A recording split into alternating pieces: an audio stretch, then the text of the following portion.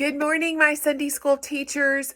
I am actually really excited about Sunday's lesson. Now, I have to admit, when I first saw Sunday's lesson, which is titled The People Kept on Sinning, I was not honestly excited.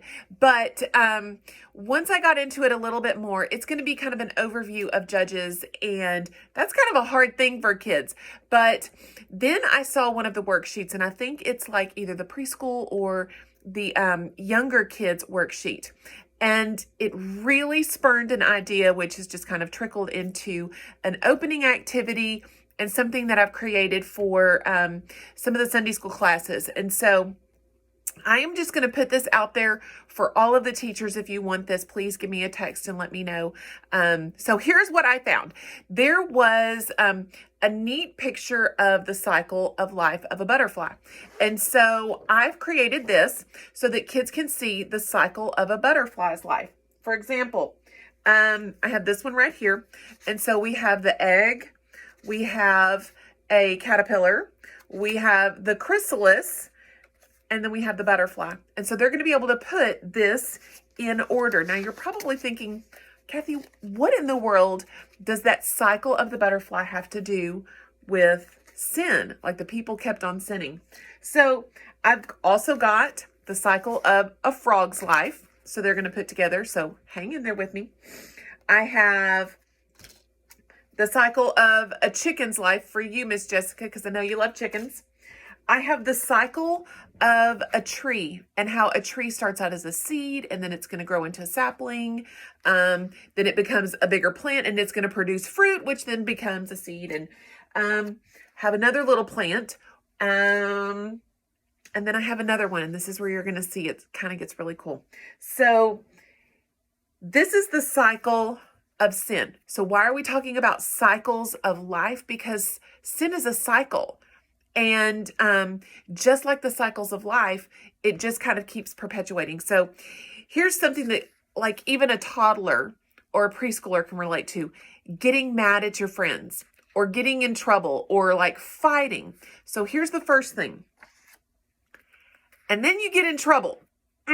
Like it stinks. You're in trouble with your mom. You're in trouble with your teacher. You're getting in trouble because you did something wrong.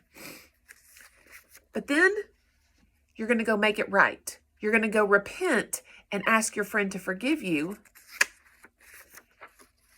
And then you're back in fellowship with your friend. Your friendship has been rescued. So there's the cycles of sin, very simply for kids. But then I've put it into some very simple words. The first thing that happens as I drop it is sin. So the first problem is sin. And they're going to put these in order on this little sheet. The next thing is suffering, because sin is always going to cause suffering. Sin is going to hurt you as the person that does the sinning. It's going to hurt others, and it's going to hurt God. And I want y'all to make that very clear to kids over and over and over. Sin hurts you, sin hurts others, sin hurts God, because it happens every single time we sin. So that's the suffering of sin. But then there's the next part, and this is where we have to help kids understand. You have to repent. You have to stop what you're doing, recognize it's wrong, and ask forgiveness. You have to ask forgiveness of God, ask forgiveness of others, and then even forgive yourself. And then there's the rescue. This is what God does. This is the restoration and God restoring and rescuing us from sin. So they're going to see the cycles of sin all the way through Judges, but then it's a really great time to start talking with these kids and saying, what are the cycles of sin that you are in?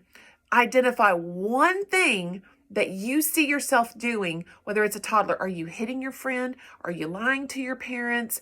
Talk to the older kids. Hey, are you using bad words at school? Talk to even our preteens. What are the cycles of sin that you see happening in your own life?